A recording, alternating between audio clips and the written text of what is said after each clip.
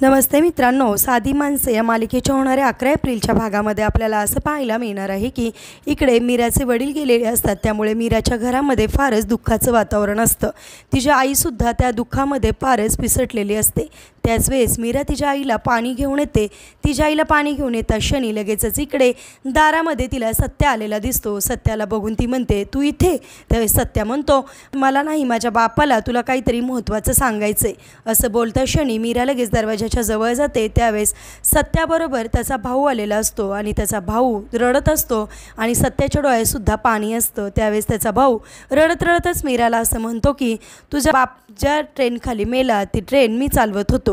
आणि ऐकता क्षणी इकडे मीराला फार मोठा धक्का बसतो। मीराच्या हातामध्ये असणारा पाण्याचा ग्लास खाली पडतो। आता कशा प्रकारे मीरा या सगळ्या गोष्टींना सामोरे जाणार आणि जे मीराच्या वडिलांचं स्वप्न होतं, मीराच्या वडिलांनी जे वचन घेतलं होतं सत्याच्या भावाकडून, ते वचन आता सत्याचा भाऊ पूर्ण करू शकेल का? मीरा आणि सत्याचं लग्न तो लावून देईल का?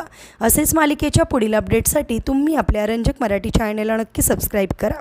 थँक्यू।